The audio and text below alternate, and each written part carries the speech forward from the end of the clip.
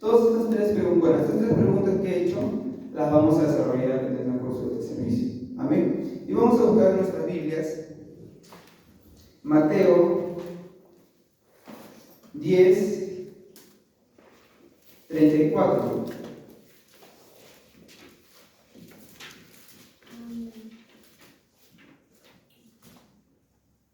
Si la mano lo tiene, la puede leer. Amén. No penséis que he venido para traer paz a la tierra. No he venido para traer paz, sino espada. Hasta que tiene de nuevo, por favor. Porque he venido para poner en disensión al hombre contra su padre, a la hija contra su madre, y a la nuera contra su suegra. Y los enemigos del hombre serán los de su casa. El que ama a padre o madre más que a mí no es digno de mí. El que ama a hijo o hija más que a mí no es digno de mí. Y el que no toma su cruz y sigue en pos de mí no es digno de mí. El que haya su vida la perderá, y el que pierde su vida por causa de mí la hallará. Bueno, y vamos a empezar por el versículo 34, que nos dice: no penséis que he venido para traer paz a la tierra. No he venido para traer paz, sino espada. Y esto puede sonar un poco contradictorio, porque si nosotros vemos quién es Dios y buscamos muchos versículos en la Biblia, en el que encontraremos que Dios o Jesucristo es el Rey de paz. Pero encontramos algo contradictorio aquí que dice: no penséis que he venido a traer paz a la tierra. No he venido para traer paz, sino espada. Entonces, ¿qué está pasando? ¿La Biblia se está contradiciendo? No, ¿cierto? Creo que el cristiano que sabe que somos solo escritura, ¿verdad? Nosotros creemos que la palabra de Dios es inerrante. Ella no se confunde. Entonces nosotros tenemos que entender a qué clase de paz se está refiriendo nuestro Señor Jesucristo. Y tenemos que hacer una distinción entre la paz del mundo y la paz que Dios da. ¿Sí? Entonces, para entender eso un poco, vamos a leer Juan 14:27.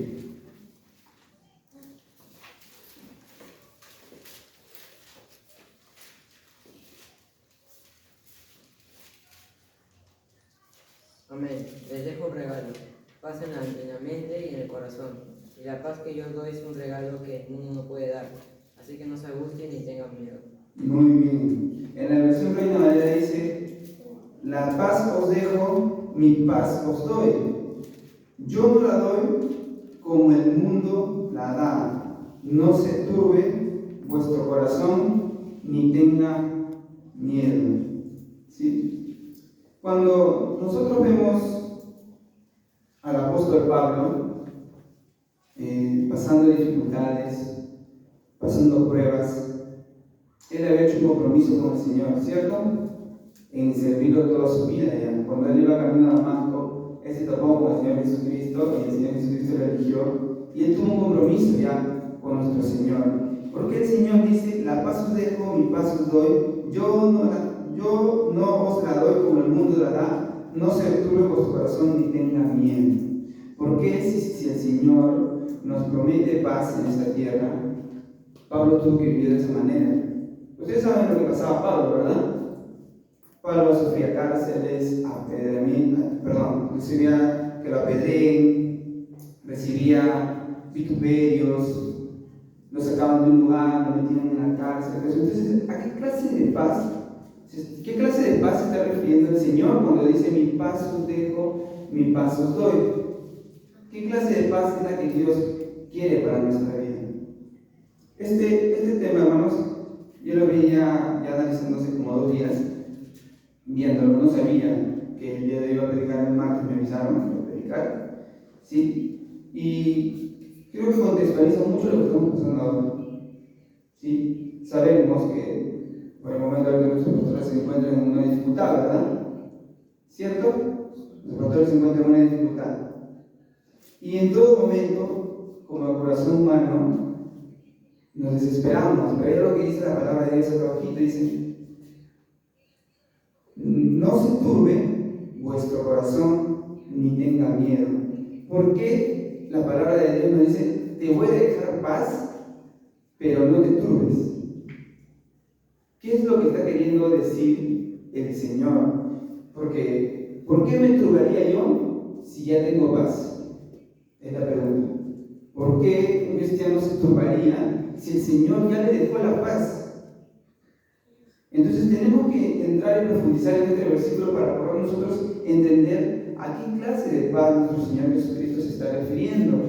Para eso vamos a buscar 2 de Corintios 11, 24 al 29. Y nos vamos a encontrar con las Escrituras constantemente. Vamos a encontrar hombres batallando con las dificultades y pruebas. Y de ejemplo, vamos a encontrar al apóstol Pablo. Alguien se lee 2 de Corintios 11, del 24 al 29. Amén. En 5 ocasiones los judíos me castigaron con los 39 azotes. 3 veces me golpearon con palos. Una vez casi me matan a pedradas. 3 veces estuve en naufragios. Una vez tuve que pasar todo un día y una noche perdido en medio del mar. He viajado de aquí para allá continuamente. He estado en peligro en los ríos, en peligro de ladrones, en peligro por causa de mis compatriotas y de los que no son judíos. También he estado en peligro en las ciudades, en los desiertos y en los mares. He estado en peligro por causa de falsos hermanos. He hecho trabajos duros y fatigantes. He pasado muchas noches sin dormir. Muchas veces he sufrido hambre y sed. Y he tenido que soportar el frío sin tener con qué cubrirme. He tenido muchos otros problemas y sobre todo tengo siempre una gran carga, la preocupación diaria por todas las iglesias. Cuando alguien se debilita, me siento débil, y cuando alguien hace pecar a otro, me molesto mucho. Amén. Entonces, cuando nosotros vemos en la palabra de Dios, encontramos muchos hombres de Dios, hermanos, que sufren dificultades, sufren pruebas. No pensemos que como cristianos nos libraremos nosotros de eso. Es más, creo yo, y la palabra de Dios es clara, cuando nosotros encontramos a todo hombre en la palabra de Dios, todo hombre sufrió. Todo hombre que creía en Dios sufrió. ¿Cuán necesario es sufrir por causa del Evangelio? ¿Cuán necesario es sufrir por causa de Cristo? Si nosotros, hermanos, y eso es algo como le dije que ahora iba a confrontar de repente en nuestra comunidad, vivimos una tranquilidad donde no vemos de repente una dificultad en nuestra vida, no vemos algo que nos está pasando, de repente tenemos que preocuparnos. ¿Por qué? ¿Qué está pasando con nuestra vida? Tal vez estamos en esa paz que da el mundo, pero en esa paz que da Dios. ¿A qué paz se está refiriendo Dios? A esa paz que solo se puede entender en medio de las tormentas, en medio de las dificultades. Por ejemplo, Pablo se encontraba en la cárcel, quería ser apedreado, iba a ser apedreado, lo apedreaban, lo botaban de un lugar para otro, pero él tenía paz en Cristo. Y esta es una paz que sobrepasa todo entendimiento, no es una paz que podemos entenderlo nosotros. Solo es a través del Espíritu Santo que nosotros podemos comprender esa paz. Porque para el incrédulo o para el que no cree en Dios, esta paz no es comprensible. Digan ustedes, ¿qué persona de afuera que si tú le dices que de repente la atropellaron a su esposa o tuvo algún problema muy fuerte, podría sentir esa paz? No, ¿verdad? Es más, entre nosotros los cristianos nos desesperamos, pero la paz que da Dios sobrepasa todo entendimiento que nosotros no podríamos comprender. Y es esta clase de paz que solo da nuestro Dios. Para cerrar el verso 34, vamos a leer Filipenses 4:7.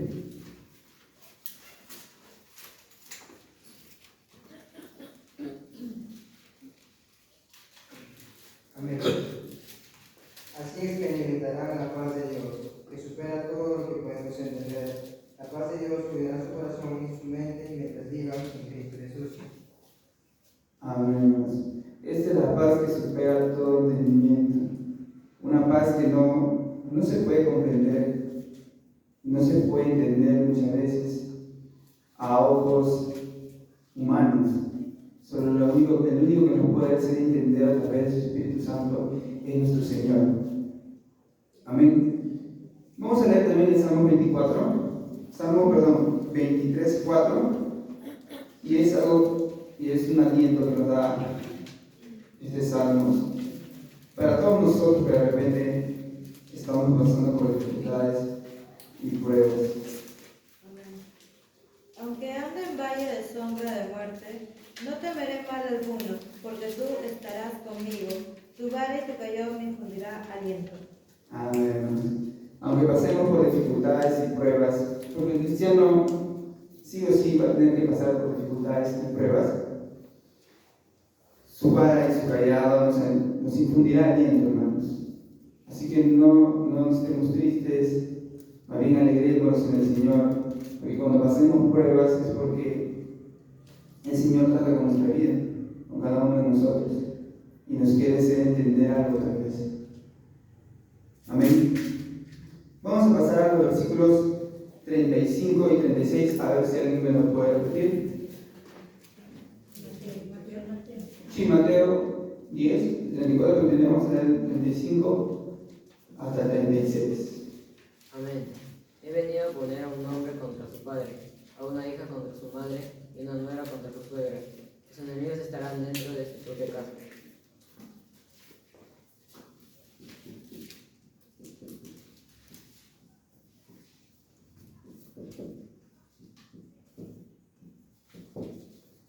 Entonces, ya comenzamos a ver para dónde está tirando el Señor Jesucristo lo que dijo en el primer versículo, como habló acerca de la paz, ¿verdad? Y dice el versículo 35 y 36, dice: porque he venido para poner en disensión al hombre contra su padre, a la hija contra su madre y a la nuera contra su suegra. Y los enemigos del hombre serán los de su casa. Entonces acá vamos a un poquito analizar qué cosas está queriendo referir el Señor Jesucristo. Primero nos habló acerca de la paz, ¿verdad? Una paz que supera todo entendimiento, pero Él dice que no ha venido a dar esa paz, o sea, esa paz que solamente da el mundo, ¿sí? Entonces, leyendo este versículo nos estamos dando cuenta que es como que Dios quiere poner una diferencia entre los de tu propia casa. Un ejemplo para poder comprender esto. ¿Qué sucedería si en la casa de un cristiano su familia es incrédula? ¿Qué es lo que sucedería en esa casa? Primero, el cristiano lleva en el corazón el Evangelio, ¿verdad? Él lleva en el corazón el Evangelio, y algo que dijo Dios es que prediquemos el Evangelio a toda persona sin distinción. Entonces, cuando este cristiano llegue a casa, predicará a los de su casa. ¿Pero qué pasará? Recibirá rechazo por parte de su propia familia. ¿Sí? Va a recibir rechazo. Va a recibir rechazo por su propio estilo de vida. Por ejemplo, un cristiano no va a fiestas, no anda en borracheras, ¿cierto? No anda en conversaciones malas, no anda en chismes, no anda de repente de una forma maleante, no anda así. ¿Y qué pasa cuando tú estás entre personas así siendo cristianos? Cuando tú no compartes eso con ellos, o es más, muchas veces cuando tú vas a un lugar, por ejemplo yo cuando voy a un lugar y te quieren invitar un vasito de cerveza, no, toma, dicen, y cuando tú no lo recibes, dices, te comienzan a vituperar. ¿Por qué? Porque dicen que tú no tomas, que tú no compartes con él, o quién te crees tú. Es igual, hermanos, en la vida de un cristiano, para las personas o para las jóvenes que están aquí en la iglesia, les hablo porque de repente en algún momento no tendrán esa paz en su casa, tendrán dificultades en su casa, no solamente en su casa, porque lo podemos llevar a otros contextos, como por ejemplo en la universidad o en el trabajo, ¿no? Cuando no compartamos, cuando seamos rechazados por nuestros pensamientos también, cuando hablemos de nuestros pensamientos cuando por ejemplo hablemos acerca del aborto en un lugar o en una casa donde el pensamiento es distinto, ¿qué es lo que vamos a recibir por parte de las personas incrédulas, que puede ser tu hermano, hermana, tu padre o tu madre? ¿Qué es lo que recibiremos? Un rechazo. Esto es lo que nos está queriendo decir Dios, que los enemigos serán los de tu propia casa. Dice el versículo. A ver. Porque he venido a poner en disensión al hombre contra su padre, a la hija contra su madre y a la nuera contra su suegra, y los enemigos del hombre serán los de su propia casa. Entonces, hermanos, si yo tengo una familia incrédula, porque creo que acá tenemos familia incrédula, no todos los familiares vienen a la casa de Dios, ¿verdad? No todos los familiares creen en Dios. En algún momento tenemos que incomodarlos. Los vamos a incomodar, ya sea con la predicación, ya sea con nuestro estilo de vida, ya sea cuando de repente prefiramos estar en la iglesia antes de un compromiso con ellas. Ya están comenzando a entender más o menos a qué me refiero cuando decimos que los de su propia casa serán sus enemigos. Cuando nosotros prefiramos a Cristo antes que a ellos, comenzarán los problemas. Pero si tú vives tranquilo con tu familia incrédula, y sí vas a sus reuniones bien bonitas, bacán, y estás normal en la iglesia también, pero no tienes ninguna dificultad con ellos, preocúpate, porque no estás confrontando eso. Hay un problema en eso. Y eso no solamente va con ustedes, hermanos. Cuando yo hablo de esto, también va para mí, porque muchas veces, lo hablo personalmente, he preferido a mis familiares antes que a los de mi propia iglesia, en mi propia casa. He preferido muchas veces hacer otras cosas o estar en otros compromisos antes de estar aquí. Y entonces eso está mal. Finalmente lo que pasará con este cristiano, porque si realmente es cristiano, será rechazado por su propia familia. Intentamos que cuando leímos el versículo primero nos está hablando de la paz. Esta es esa paz que Dios nos va a darnos. Tenemos que entender que la vida cristiana es difícil, no es una cosa, es algo muy demandante, no es cosa fácil, nadie dice que es sencillo, nadie lo dijo. Seguir a Dios es seguir muchas veces el sufrimiento, la dificultad, los problemas. Vamos a leer Mateo 10:22.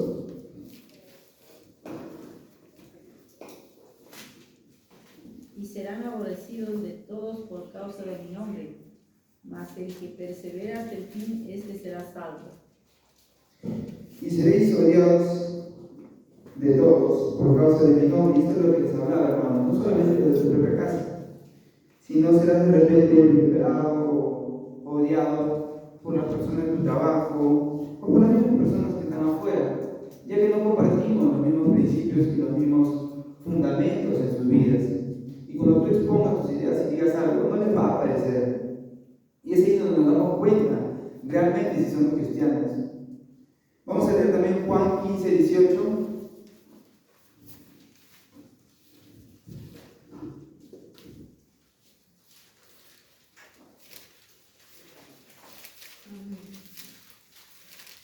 Pero lo que sale de la boca, Juan 15:18. Sí, hermano.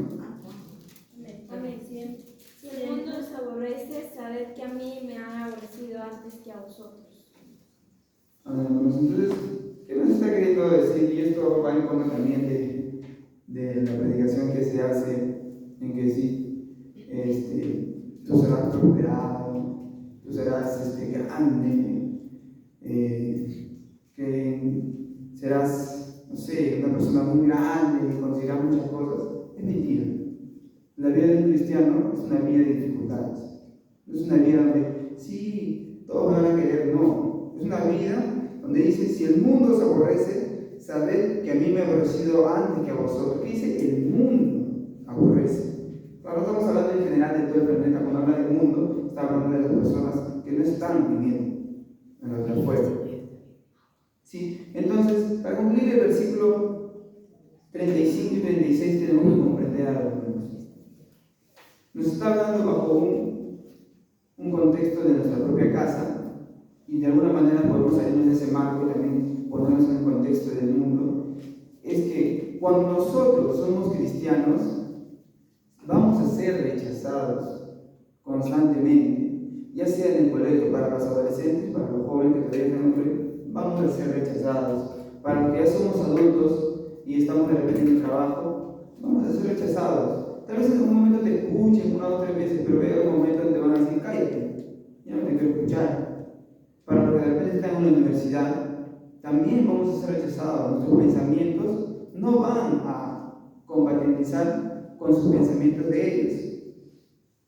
¿Sí? Entonces tenemos que comprender eso en el versículo 35 y 36. A ver si alguien me lee ahora el versículo 37. El que ama a padre o madre más que a mí no es digno de mí. El que ama a hijo o a hija más que a mí no es digno de mí.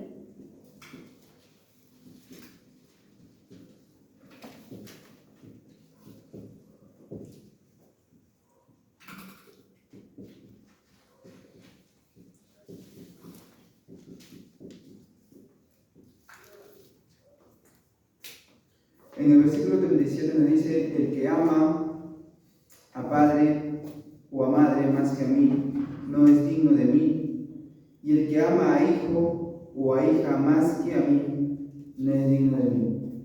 Y como ya les estaba un poco adelantando esto, es un poco, no sé si un poco, es muy difícil para nosotros que somos carne, como personas naturales.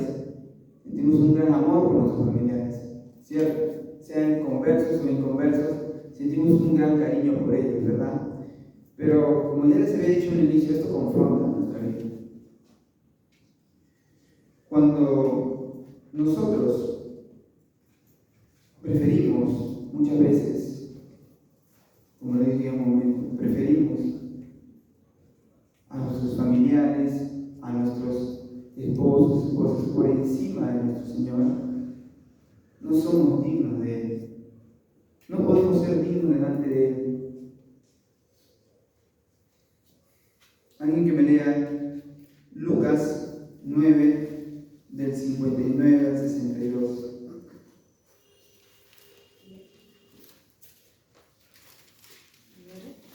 Sí, Lucas 9, del 59 al 62. Amén. Y dijo a otro, sígueme. Él le dijo, Señor, déjame que primero vaya y entierre a mi padre. Jesús le dijo, deja que los muertos entierren a sus muertos, y tú ve y anuncia el reino de Dios. Entonces también dijo otro, te seguiré, Señor, pero déjame que me despida primero de los que están en mi casa. Y Jesús le dijo, ninguno que poniendo su mano en el arado mira hacia atrás es apto para el reino de Dios. Un poco para darle una aplicación, para hacerlo entender a nuestro contexto, es como esto. Voy a ejemplificar algo. Es como que, por ejemplo, hoy día tengo un servicio en la casa de Dios y también tengo un cumpleaños en mi familiar. Y tú en tus oraciones vayas y dices, Señor, déjame hoy día, irte al cumpleaños, por favor. Déjame ir hoy día nada más, hoy día nada más, voy a ir al cumpleaños. Y me voy al cumpleaños. Es lo mismo que estaba pasando aquí. Deja primero que vaya y entierre a mi padre. Le dice, más abajo le dice, déjame que me despida primero de los que están en mi casa.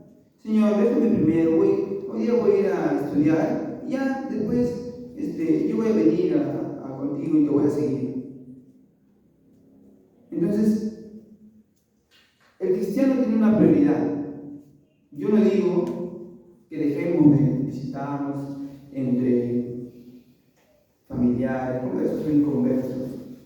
Yo creo que pienso que eso está bien y es bueno unirse en familia. Lo que sí pienso que está mal es que si vamos a sobreponer nuestra familia, nuestro esposo, sea quien sea, por encima de nuestro Señor Jesucristo está mal. Quiero resaltar algo que se leyó en estos versículos y dice aquí: deja que los muertos entierren a sus muertos. ¿Qué podemos entender eso? ¿Acaso un muerto puede enterrar a otro muerto? No, ¿verdad? ¿Qué cosa se está refiriendo nuestro Señor? ¿A qué se refiere cuando habla de muertos? Como nosotros vemos en los principios bíblicos de la Biblia nos habla que nosotros estamos muertos en pecado, en delitos y pecados, ¿verdad?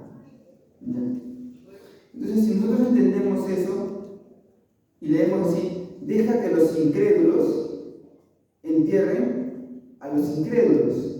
Creo que se entiende mejor, ¿verdad? Ya no se entiende como muerto, porque un muerto no podría enterrar a otra persona. Deja que el incrédulo se encargue del otro incrédulo. O deja que los inconversos se encarguen de los inconversos. Ven tú y sígueme. Entonces, cuando nosotros vemos la palabra muerto, nos quiere decir falta de nuevo nacimiento. Que esta persona no conoce a Dios, ¿sí? Y es por eso que podemos decirle inconverso. Entonces, la palabra de Dios nos llama a preferir siempre a Cristo por encima de los inconversos, ¿sí? O de los muertos, entre comillas, ¿sí? Por encima de los muertos y seguirlo a Él. Y acá puse un pequeño punto importante. Vamos a buscar Mateo 12, del 46 al 50.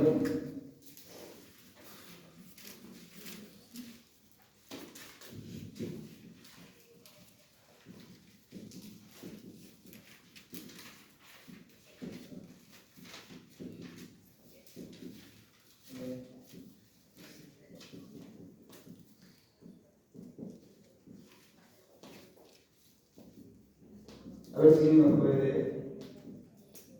Amén. Mientras Jesús hablaba a la multitud, su madre y sus hermanos estaban fuera y pedían hablar con él. Alguien le dijo a Jesús: tu madre y tus hermanos están parados fuera y desean hablar contigo. Jesús preguntó: ¿quién es mi madre? ¿Quiénes son mis hermanos? Luego, señalando a sus discípulos, dijo: mire, estos son mi madre y mis hermanos. Pues todo el que hace la voluntad de mi Padre que está en el cielo es mi hermano, y mi madre y mi padre. Entonces, esta parte que hemos leído, yo le puse por título, como lo pueden leer ahí: preferir a nuestros hermanos es preferir a Cristo mismo. ¿Sí? Hace un momento les estaba hablando sobre las preferencias que tenemos que tener por encima de cualquier familiar, ¿verdad? Pero puse, y me pareció súper importante ponerlo hoy día, es este punto, a modo de aplicación también, porque sirve para nuestra vida. Dice: mientras él aún hablaba a la gente, y aquí su madre y sus hermanos estaban afuera, y le querían hablar, y le dijo uno: y aquí tu madre y tus hermanos están afuera y te quieren hablar. Respondiendo era lo que decía esto, dijo: ¿quién es mi madre? ¿Y quiénes son mis hermanos? Extendiendo su mano hacia sus discípulos, dijo: he aquí mi madre y mis hermanos. Extendiendo su mano, dijo: he aquí mi madre y mis hermanos. Y extendiendo su mano a sus discípulos, dijo: he aquí mi madre y mis hermanos. Porque todo aquel que hace la voluntad de mi Padre que está en los cielos, ese es mi hermano y hermana y madre. Amén, hermanos. Entonces, ¿por qué puse este versículo? Si nosotros nos damos cuenta, aquí estaba pasando algo. El Señor estaba predicando, estaba enseñando a muchas personas. Y llegó su madre de él, ¿no? Llegó su madre y interrumpió la palabra de Dios, lo interrumpió él. Se sintió en la autoridad de repente, porque como era su hijo, interrumpió a sus hermanos también que estuvieron ahí, ¿no? ¿Y qué es lo que él prefirió? Siendo el Señor Jesucristo, dense cuenta. ¿A quién prefirió él? A sus hermanos que estaban ahí. Porque todos los que estaban ahí escuchando estaban aprendiendo del Señor. ¿Sí? Entonces, cuando hay una actividad, hermanos, en la casa de Dios, cuando hay algo que se tiene que hacer, ¿qué es lo que debemos primar y preferir?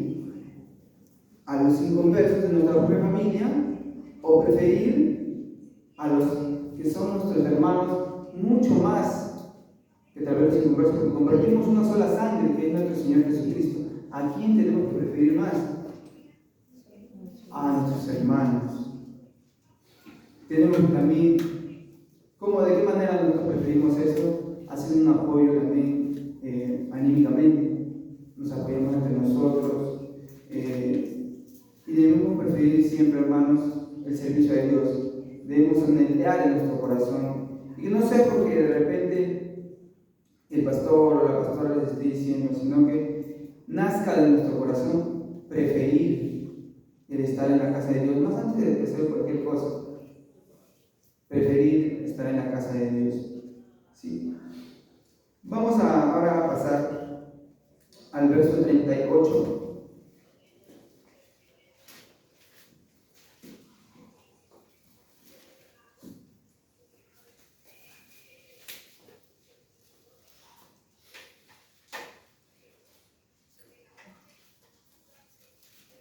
Amén. Y el que no toma su cruz y sigue en pos de mí no es digno de mí. Muy bien. Y el que no toma su cruz y sigue en pos de mí no es digno de mí. Algo peculiar en este pequeño versículo es que acá el Señor, nuestro Señor, porque Él es el que está hablando, todavía no nos había revelado cómo Él iba a morir, pero Él ya les está dando en una cruz. Eso tenemos que entender. ¿Por qué? Porque esta es la primera vez que usa esta palabra con ellos. No veo si ustedes retroceden en los versículos anteriores, no van a encontrar la palabra cruz. Esta es la primera vez que el Señor utiliza la palabra cruz. Y en el contexto judío, porque los que crucificaban no eran los judíos, ¿verdad? Esto lo hacían los romanos, ¿cierto? En este contexto, como hablaba con las hermanas esta semana, lo que se sentía, o la dificultad que se sentía para estar en una cruz, cuando uno estaba en una cruz, primero que llevabas tu cruz, cargabas por un largo camino, o sea, llevabas donde tú ibas a ir a morir, es como que tú lleves tu propio ataúd. Llevabas tu cruz, llegabas muy cansado, te ponían sobre la cruz, te clavaban las manos, los pies. Eso es muy doloroso, ¿verdad? Y no solamente eso, sino que agarraban tus brazos y te los estiraban, al punto de que el brazo estaba tan estirado que tú ya no tenías la fuerza para poder respirar, porque tu pecho estaba súper jalado, súper estirado, entonces tú ya no podías respirar. Esta imagen es la que tenían los judíos cuando alguien les hablaba de una cruz. ¿Sí? ¿Es que acaso Dios estaba diciendo que nosotros agarremos, como Él lo hizo, no sé, hagamos una cruz de madera y nos pongamos a cargar una cruz? ¿O a qué cosa se está refiriendo? Tal vez se está refiriendo a una cruz espiritual, a una dificultad, a una prueba. El cristiano, hermanos, todos los días carga una cruz, como lo leímos en el versículo 34, que Él no vino a traer paz, ¿sí? Entonces va a tener dificultades en su vida. Es esa cruz que tenemos que cargar, tomar esas dificultades y seguirlo a Él. Es esa cruz a la cual Él se refiere. Entonces, cuando uno piensa en cruz y cuando los judíos pensaban en cruz, ellos tenían una imagen muy violenta de eso y una muerte muy degradante. Porque si ustedes van a Deuteronomio, si no me recuerdo, Deuteronomio 28, dice la palabra de Dios: maldito el que muere en un madero. Entonces, cada vez que ellos escuchaban la palabra cruz, tenían que entender algo más profundo que solamente eso, ¿cierto? La demanda que pide Jesucristo es tomar el sufrimiento, tomar la dificultad. Como leímos en el Salmos 23, cuando pases por el valle de sombra de muerte, no temerás mal alguno, dice, porque yo voy a estar contigo. ¿Qué quiere decir esto, hermano? Es que el cristiano no puede tener en esta vida una tranquilidad. No puede tener una tranquilidad real. Si tenemos una tranquilidad, hay que preocuparnos. Hay algo que nos tiene que incomodar, porque no somos de este mundo, no pertenecemos aquí. Si somos de Él, no pertenecemos aquí.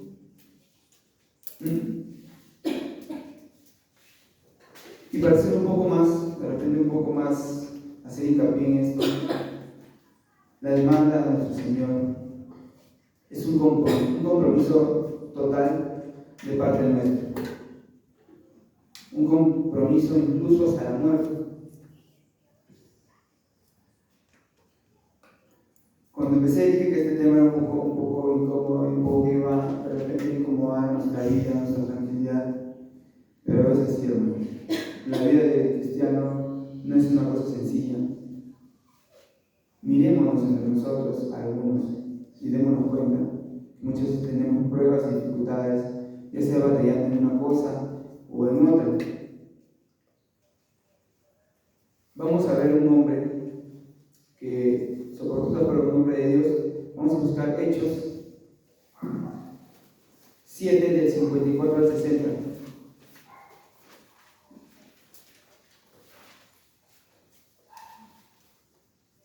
Amén. Los líderes judíos se enfurecieron por la predicación de Esteban y con rabia demostraban furia. Se metieron llenos del Espíritu Santo, y fueron mirando del cielo, y vio la gloria de Dios, y vio a Jesús de pie en el lugar de honor a la derecha de Dios, y les dijo: miren, veo los cielos abiertos, al Hijo del Hombre en pie en el lugar de honor a la derecha de Dios. Entonces ellos se taparon los oídos con las manos y empezaron a gritar. Se lanzaron sobre él, lo arrastraron fuera de la ciudad y comenzaron a apedrearlo. Sus acusadores se quitaron las túnicas y las pusieron a los pies de un joven que se llamaba Saulo. Mientras lo apedreaban, Esteban oró: Señor Jesús, recibe mi espíritu. Cayó de rodillas gritando: Señor, no lo culpes por este pecado. Dicho esto, murió. Y como yo les decía, el compromiso que nos piden nuestros señores, inclusive, podemos hablar de nuestra vida también, nuestra vida física. No es algo sencillo, hermanos, es algo que de verdad suele ser muy difícil por lo egoísta que podemos llegar a ser nosotros y preferir, muchas veces nosotros,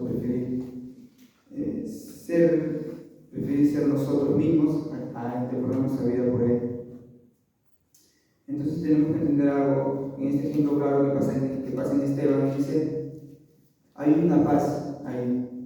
Cuando el Señor dice: mi paz os dejo, mi paz os doy, nos vamos a dar cuenta aquí cuando leemos en el versículo 59, y dice así: y esta es la paz a la cual nosotros tenemos que buscar, y en medio de la dificultad podamos ver lo que vio Esteban. Dice: y apedreaban a Esteban mientras él invocaba al Señor y decía, perdón, no es el 59, es el 58, creo.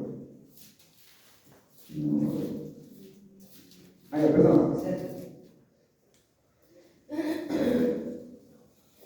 Ya, 55, perdón. En ese momento, Pedro estaba siendo apedreado, ¿verdad?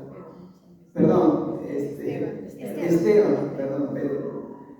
Dice, pero Esteban, lleno del Espíritu Santo, dice, puesto los ojos en el cielo, ahí está la verdadera paz que solamente puede sobrepasar cualquier entendimiento, dice, vio la gloria de Dios y dice, y a Jesús que estaba a la diestra de Dios, y dijo, he aquí, veo los cielos abiertos y el Hijo del Hombre que está a la diestra de Dios. En medio de las dificultades, hermanos, tal vez no veamos eso porque no quiero decir que van a ver eso, tal vez no veamos que los cielos se abren, pero tenemos que entender que como cristianos, cada dificultad, cada prueba, tenemos que entenderla así, ver a nuestro Señor, no mirar realmente la prueba, aunque sea muy difícil, ver y poner nuestros ojos en Cristo, mirar hacia el cielo que está Cristo a la diestra del Padre, que Él está allí, y esta es esa paz que puede sobrepasar todo entendimiento, esa paz No lo puede comprender el ser humano.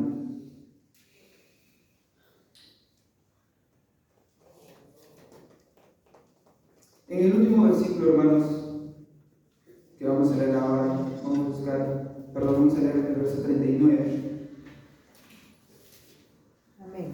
El que se aferre a su propia vida la perderá, y el que renuncie a su propia vida por mi causa la encontrará.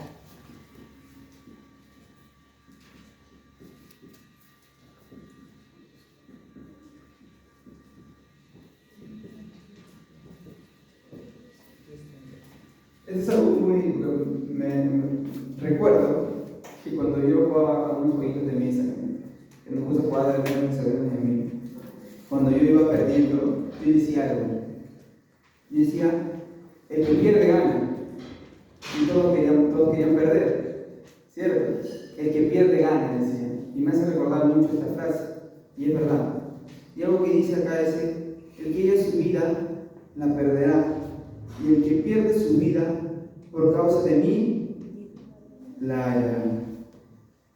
Entonces, en el último versículo, hermano, ya no solamente está hablando en el plano familiar, ya Dios no solamente engloba el plano familiar, lo que Dios está haciendo es englobar ya el plano completo de tu vida.